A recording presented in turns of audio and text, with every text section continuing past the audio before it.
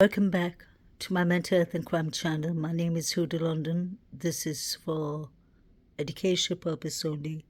This is all my thoughts, my speculations, and my theories.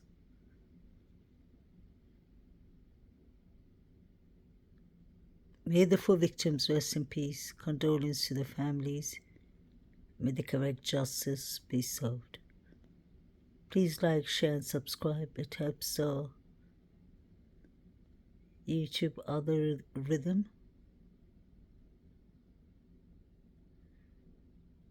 Pay attention to what is written downstairs.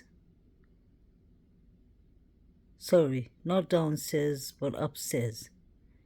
Dylan Mortensen via VSCO. Anyone who's ever listened to my channel and my subscribers know from day one I've always been paying attention and mentioning DM's trace was on VSCO. I've mentioned that for over 2 years before the 911 transcript even came out. We've heard of the surviving roommates using all kind of social media like Instagram, TikTok, Snapchat, Yik Yak, Indeed app, but we never heard of VSCO.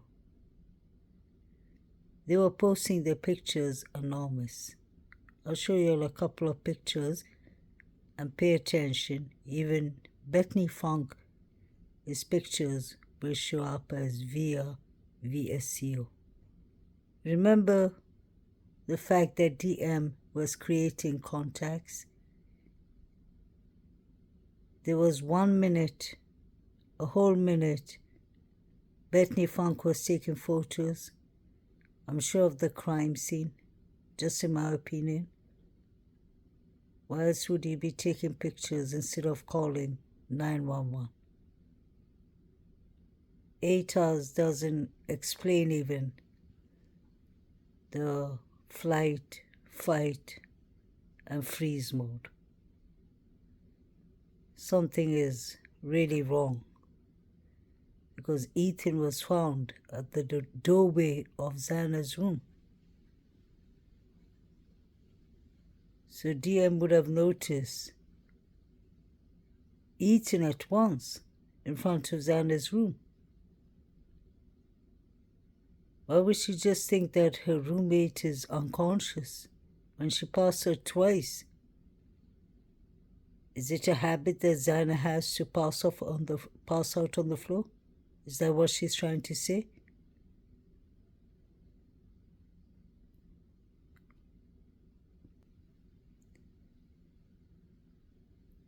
Dylan and her boyfriend, Quinn Kelly, were putting up their pictures on VSCO, anonymous.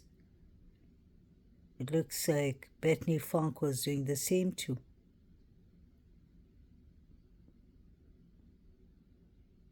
How much of their social media and metadata was checked? The surviving roommates, the people around the area that night. I started searching for all these pictures that they posted up on via VSCO. I find that to be an important trace. Have the FBI looked into this? So I'm sure this is the app that the FBI did not investigate, the VSCO. I'm sure they would have found plenty of evidence there. So Dylan was taking all these pictures via VSCO.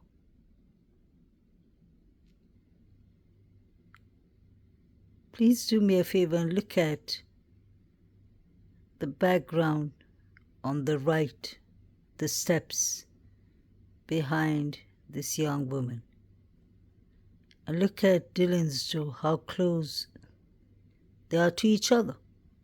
DM would have heard everything. She would have heard people fighting for survival, in my opinion.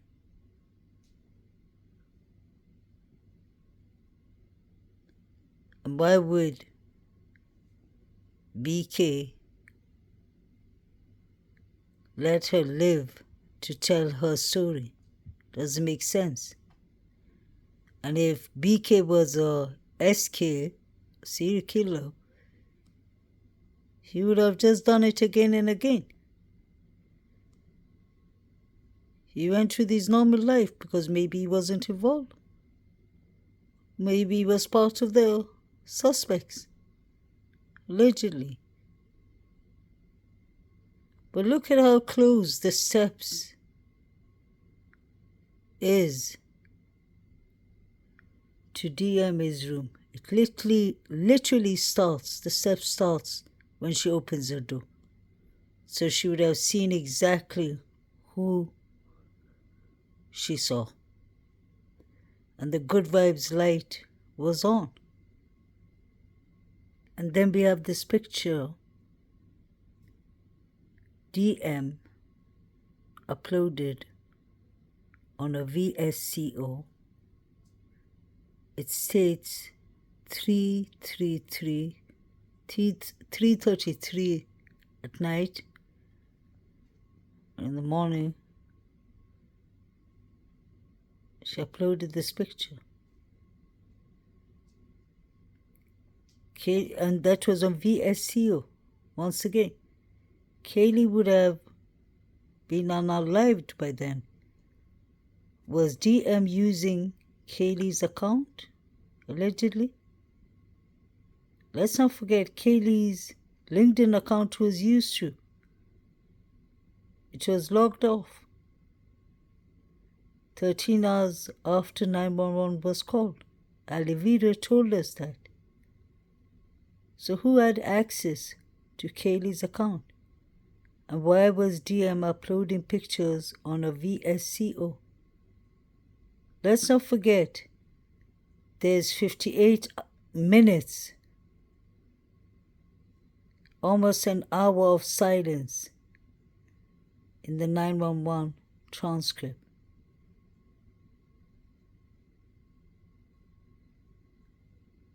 With their phone movements.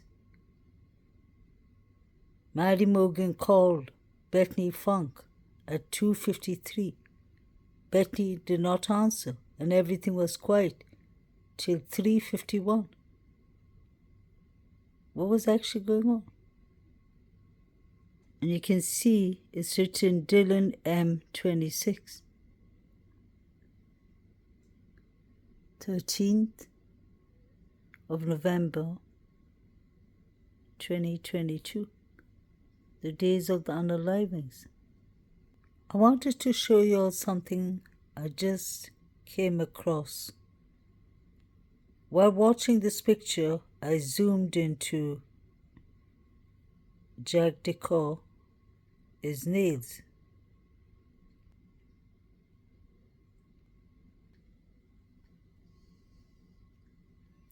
I've seen many pictures of his nails looking very injured. This was in the beginning of the case. His own pictures on TikTok showed his nails were injured. And when people started asking him questions, he started taking it down. I just feel like his face looks very swollen and injured. Jagdi had many motives. Just because the G family says that he's innocent doesn't mean he's innocent. If Brian Kohlberger didn't do these crimes, who did these crimes? Jagdi is important because not only was he Kaylee's former boyfriend, Maddie and Kaylee called him from 2:24 right up to 2:52. 10 times on the whole. Why didn't he answer?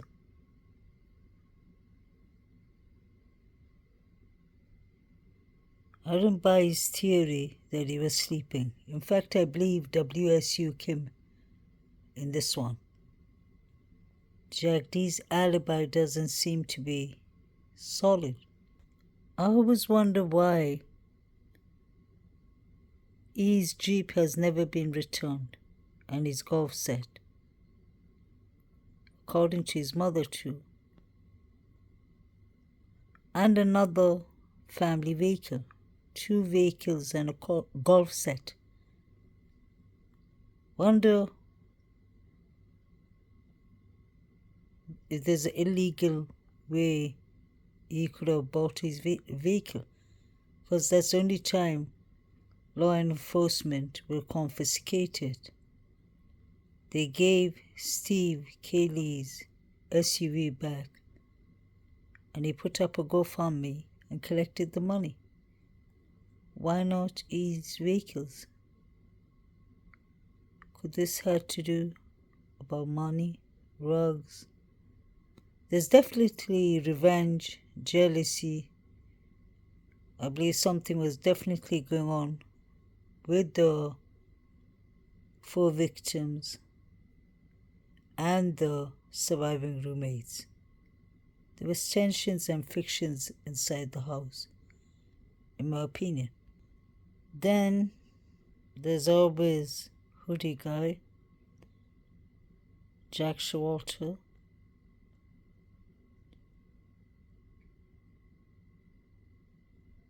We don't know what other facts and what is speculations, but we were told he was the only one who left town. He drove to his rich family. His father, mother are surgeons. Both his brothers are doctors. They got a street named after them in Idaho, Moscow. So he drove up to his family's cabin 5.5 hours away. It was even said that his parents took him on a missionary job to Kenya or South Africa. But we don't know if all that was rumors. Many people think that he was escorting the girls. I don't believe that. Showalter is the person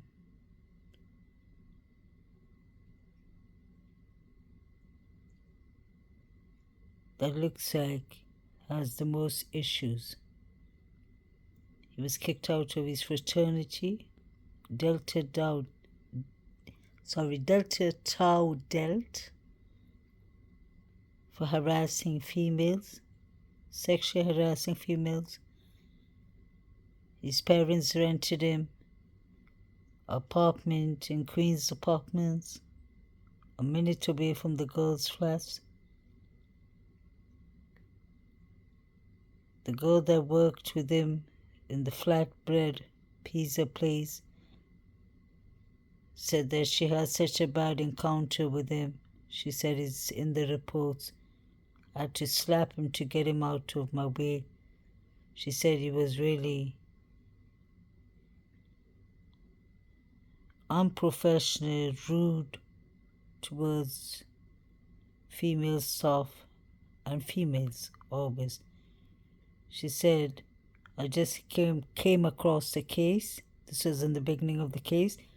She said, I saw hoodie guy at the grab truck, and I would advise you all to look into him. From that moment onwards, I knew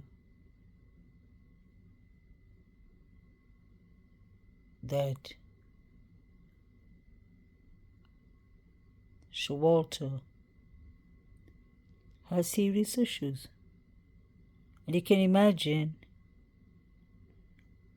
having parents and brothers that are rich doctors. They put a lot of funding, his parents, to Idaho Moscow University. And then you have the black sheep of the family. One that the parents have to always seem to pay away for his mistakes, seems like. He looked like he was carrying things in his jacket and his black pant that night. He's acting very suspicious at the grub truck. He was hiding himself from the camera. He did not buy any food. The girls ditched him. He threatened the girls on the way to the grub truck. He's the neighbor. Showalter comes high up in the list for me. He's a trained professional junior wrestler. So he has tricks up his sleeves. He's a skilled hunter. You have Jack D, who's a skilled axe thrower. I just believe it wasn't one person who did it. It was many people who came together who all had some kind of beef with the 4 victims. I don't believe one was the target. All 4 were the targets, just like I said from the very beginning. This is 2 separate incidents. 2 different fraternities are involved. Sigma Chi, allegedly, that was under the microscope. David Lodge, David Baracha, allegedly, their beef, like Fortran said, with Ethan and Zana. I'm married. They said Kaylee was at the wrong place at the wrong time. But Kaylee had a stalker situation, and I won't disbelieve if I hear that it was Jack D. Why did he and Jack Showalter both look injured that night? Showalter looked injured at the grub truck. This was circulating, this rumor from the college. They were replying to News Nation, Brian Anton. They said, Jack Showalter apartments is right out. Guessing Kaylee was rude to him in the bar, and Ethan got him kicked out of his fraternity. And basically Jack Showalter snapped.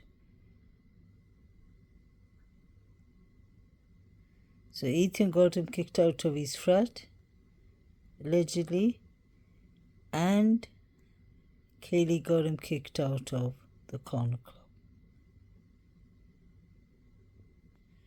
You can see from his young days with his family, mother and father. I heard somebody saying that he's adopted. He's absolutely not adopted. His mixed race brother is adopted, Hank, but not Showalter. Showalter is just a black sheep of the family, in my opinion.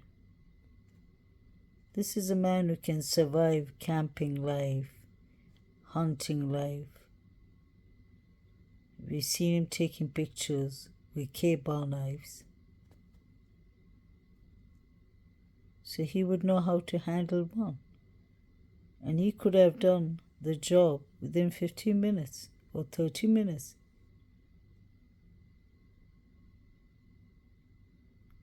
We've seen him skinning the inside and outside of the animal. Trigger warning.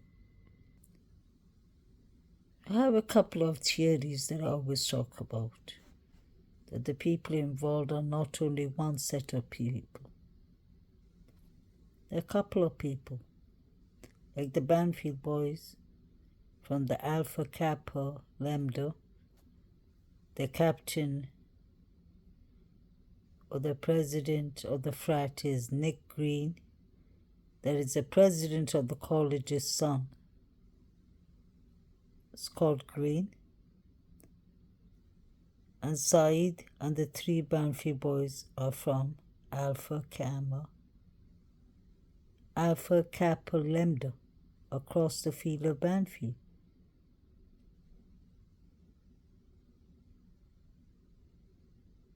Those three young men are under the care of the captain, of their president, Nick Green. What were they doing around that night? So they were my highest suspects, the Sigma Chi. They were the group running, and the 90-minute theory. 2:53 is when Maddie Morgan tries to call Bethany Funk, and Bethany Funk seems to ignore the call. And then there's silence for 1 hour. So something happened in that hour. And then DM starts uploading pictures at 3:33. Couple of pictures. Jack Showalter had beef with Kaylee and Maddie. He was trying to read into Kaylee's phone. He was trying to kneel into her phone and see who she was communicating with. And the girls ditched him. He threatened them on the way. He said, "You know we're going to get you for this, Maddie." That's when Kaylee says, "Maddie, what did you tell Adam?" Maddie said, "I told Adam like everything." So Showalter shouldn't be trusted. Didn't he get arrested 6 months after the quadruples? 7 months after the quadruples for disturbing the peace. He had an intoxicated incident. He was disturbing the peace, bothering the neighborhood, and he was arrested on misdemeanor in Boise, Idaho. It was on arriving animals and throwing them the sorority's doorsteps. And he could have possibly skinned that animal, the poor dog that belonged to the neighbors.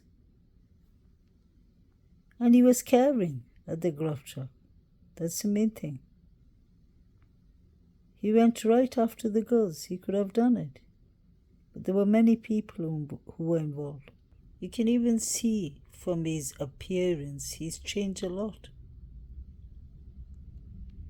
When he has on the suits, that's when he was in his fraternity. And look at the middle picture. That was that night. Look at his eyes, how dark they are. Looks like he's got some severe black eyes. Please let me know what you think. Please like, share, and subscribe.